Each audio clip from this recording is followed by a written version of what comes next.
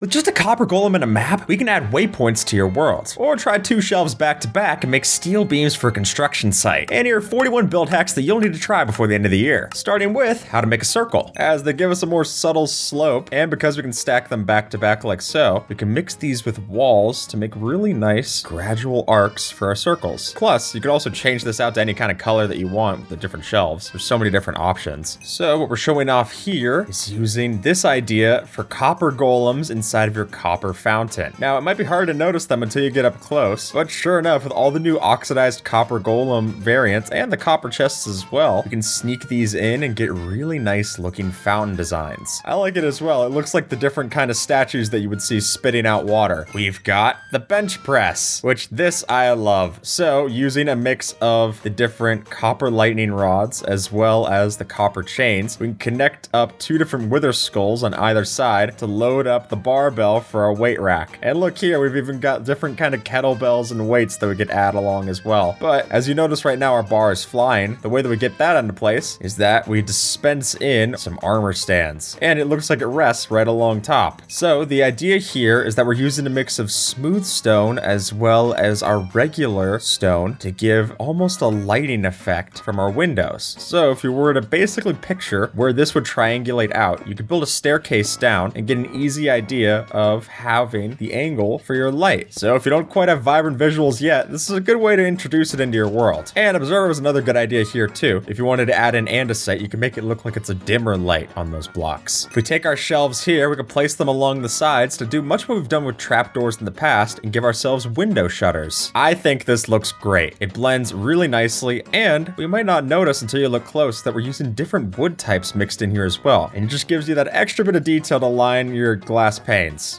This one's close to home, but if you were to take numbered banners like so, I can go and slot these in to a slot machine and have ourselves a jackpot. But I think this is a lot of fun for using this. While it's not exactly functional, it is a very simple build hack. And the way that you would build these, here we'll give you numbers here. The number 7 is going to be a red bend sinister, a red chief, and a white border. And the number 0 is going to be a red base, red pale dexter, red chief, red pale sinister, red bend sinister, white border. And that gives you the numbers to get started. So if we were to walk into our store, we can now set up our shelves for our own kind of supermarket sim and use these as the display for our counter. Well, I'm not stealing anything, you don't have to watch me that close, but I think this is a great way of displaying things within your shop. But it's a lot more interesting than just having your stuff stored in another chest. And it basically does the job of both an item frame and a storage slot in one. Very nice. Another one with shelves is that we can build ourselves the puppet show. So by using different kinds of letter examples on our banners, which there's plenty of online resources to go and get started on these, using these different banners to give ourselves the lights for our little puppet show. And then if you wanted to, you could go and sneak in the back here and try to do the puppet show. What we've got here is a little planter's box, which uses the shelves already as the rim here instead of trapdoors. I like that. But what's particularly cool is mixing in our different warped roots and sprouts with the copper golem underneath the brown carpet. And you could even change the height by having the copper golem sit down or stand up. We could even angle it too, giving you different kinds of nether sprouts growing in your garden. How cool is that? All right, what we've got here is a stoplight, which if I go and zoom in up top, by just using fully colored banners, we can give ourselves a proper stoplight to use for your roads. Because hoppers interact with these, if we had a hopper over top, we could technically animate it with redstone, having it slowly filter in for beep,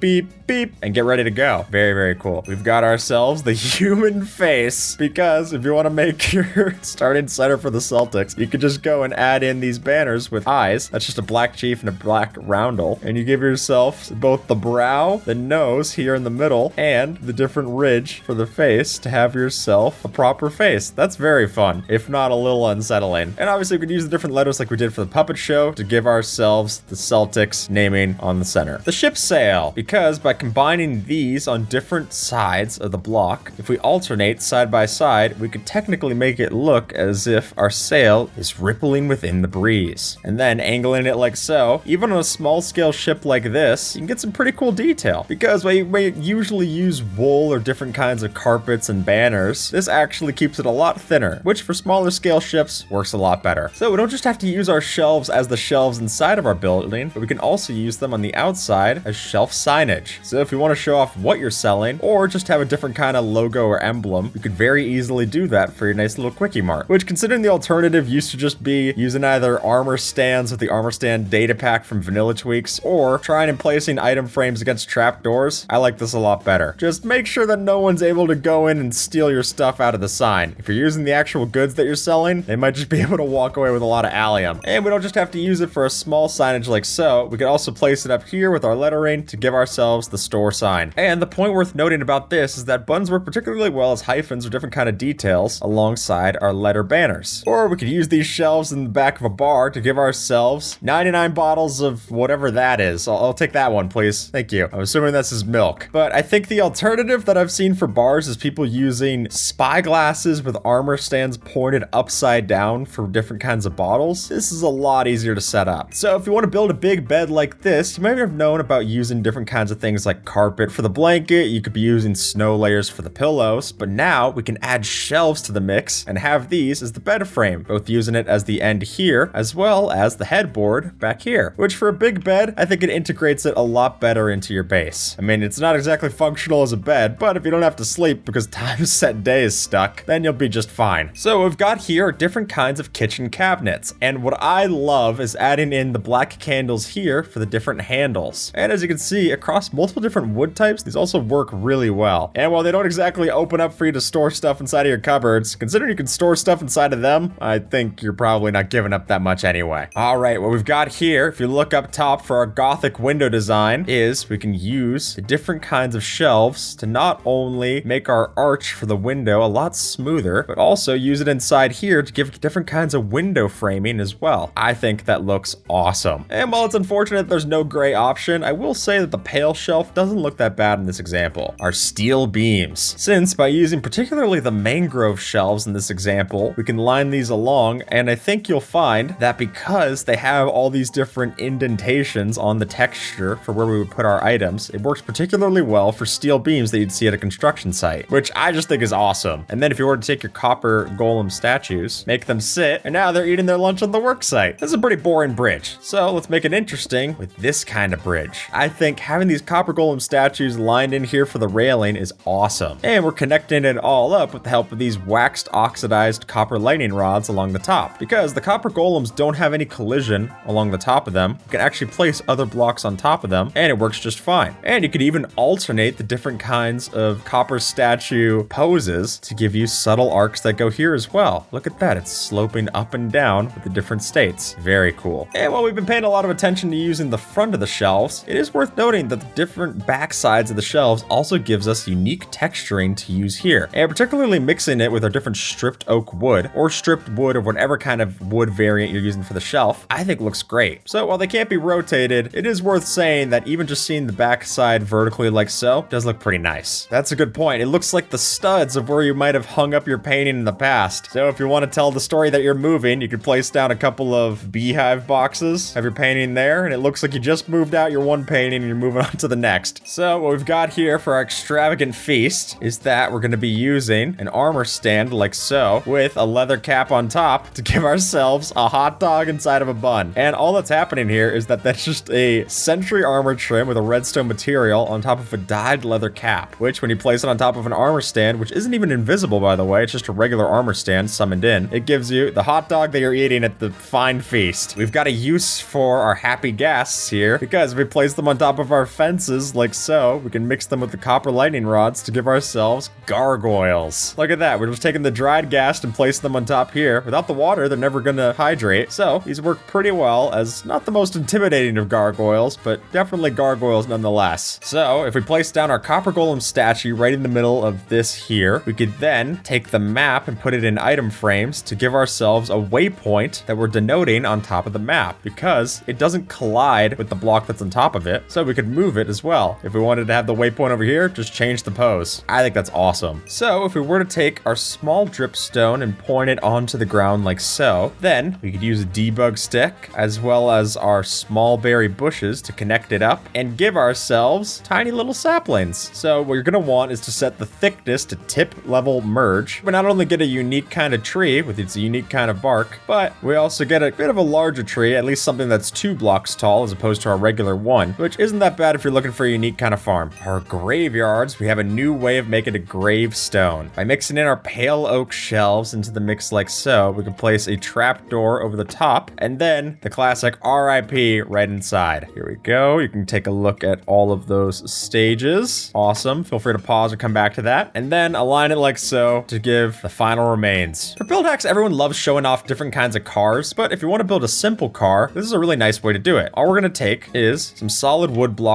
like so, and then we're going to face in stairs to the back like that. A couple more at the back like so. That gives us all we need for our wheels. And now for the new part, we add in the crimson shelf at the beginning and a couple of sea lanterns for the headlights. Add in your glass, finish with trapdoors, and your car's all set. We've shown off how to make water coolers in the past, but this has to be my favorite version of it so far, which is just mixing in our different shelves like so, and then with a fence along the side, we can have this look like where you actually dispense for the water cooler. And then if you want hot or cold, you just use these different banner colors, a red chief or a blue chief. Awesome. So what we've got here is mixing in our different warped shelves with some of the oxidized cut copper to give ourselves roof spires. But the real pièce de resistance here is that we're adding in the copper golem along the top with a candle and an oxidized copper lightning rod right on top of it, which you can mix together pretty easily. It's just the copper golem, and then we place a support block like so, face the lightning rod underneath, and then the cyan candle right along top, giving you a really natural blending of the different models to get your roof spire. What works great with the different kinds of acacia that we have are the new waxed copper bars, because if we're looking at these, especially next to the acacia door, it practically looks identical, which I think is awesome. Just unfortunately, they don't mix up naturally between our fences and our copper bars. If you wanted to do that, you'd have to use that debug stick command from earlier and then go through the effort of having them connect. Another great way to use the copper bars is mixing in with our iron bars to give the illusion of rust building up on your old fence. I think this is so cool. And then using the exposed copper bars, we can get that mid-rust oxidation state, which, considering that nothing in iron's been ever able to rust in Minecraft, it brings it up to that level without actually giving it any new items. Ooh, and then look at this, observer. We've got little flecks of resin falling down to the ground as if the rust is flaking off. And leaf litter could do the same as well. Or connect it up with our regular chains, and the gradient that we get here now is making it look like our copper chains are the heated version of our regular standard iron chains. And so if you mix them together with lava cauldrons, we could have it as if we're forging the chains as we go. I think this is great for your next armory. Or if you wanted to have electrified chains, you could use the oxidized version and make it look as if electricity's pumping through this. There we go. Yeah, we're powering it up. So we've got both a powered chain and a heated one. And another place that we're going to see these different kinds of oxidized copper chains is as if there was grass or moss that's building up on the chains that's been here for a while. So if you want to have an ancient kind of build using these different chains, you can mix it in very nice, and we basically have the moss covered version of the chain. I like this a lot. For an old swing set design or something, this would be very cool. So if we zoom out from this, it'll just look like we have some regular terraforming, maybe done with a little bit of extra slopes and detail. But if we get up close, while you're going to notice that that is still the case, what's actually happening is that we're making this happen by using dried gas into the texture. Since if you were to face a dried gas out the back, you can use its model to give you subtle slopes into a gradient of different dead fire coral blocks, which then gradients up into the stone, giving us a really nice slope for our mountain tops. So if we were to take our regular flower pots and line them on top of our copper golems like so, we can use that overlapping with their texture to make ourselves a new kind of flower pot design. Now we could use this jumbo one here by having its legs get swallowed into the decorated pot, which I think looks great. And then by having the regular flower pot on top of it, you can still plant anything you want inside, like our dead bush. And then by laying on top the different leaves, we've got our jumbo plant design. So we've got our copper golem here, we've got it sitting down, but what we're going to want to do first is use a dispenser. By dispensing it and having the boat stay on top of a chest so that it doesn't sink, we can line it into place and then have it positioned perfectly for the copper golem to both sit inside of the boat, or at least look like it is, and have it rowing the boat with the oars. And you can even position it up like so to have it actually look as if it's pushing the oars midway. I mean, it makes sense it would have to stand up. It's pretty short. An arcade machine, because by using the copper golem statue, we can use that along the top, the lightning rod on its head, to give ourselves a joystick. You will need to place a block here so that you can place it down a 1x1 painting. Otherwise, you'll get a 2x2 that just sticks out the end. So if you don't want the screen tearing, what you're going to want to do is place down a block here first, and then you'll get your copper golem into place. And there you go. Now Observer's playing the game. And if you rotate through the positions, it even looks like you're using it. A sofa. So by using the spruce stairs, usually the way we would make this is just by angling them like so, which don't get me wrong, that does work. But if you want a little bit more sitting space, now you can use the shelves along the side to not even lose that much room to walk past, but still have the arms for your couch. Oh yeah, you could add these for buttons along the side, like you're sewing up your couch. That's fun. We could take a page out of Toy Story's book and take our copper golems and mix them into our shelves to not only give us the perfect culmination of this update, but also a whole bunch of mint in box copper golems. Now, the only thing that I wish we could do here is we could have one of them still posed, looking like it was going out to start telling our Buzz Lightyear story. There we go. And if we change the scale attribute as observer showing off on their screen, we could line it up to have it look like one came to life. Awesome. If we go around this side, we're gonna see that we used our pale oak shelves to give ourselves garage shutters. And I think the pale oak works particularly well as opposed to other options, but we could use other colors for sure. And then if you were to add in different kinds of redstone blocks to the back, it's not gonna make it redstone powered, but it will start to add a little bit of different designs, so you can go and add a little bit of personality to your front block. Ooh, so if we were to take our witch hut here, we can bring it up to a new level by using the new copper torches, because of the eerie green flame works particularly well for a witch might be storing their pufferfish. And then if we were to arrive at our witch's hut and take the copper torches, we can go and add these in, and while it might add a little bit too much light level to the whole place, it works very well with the different color palettes that we've seen with the witch and with the swamp, might I add. And with that, folks, YouTube thinks that you might like this video, so see if they're right and have a good one,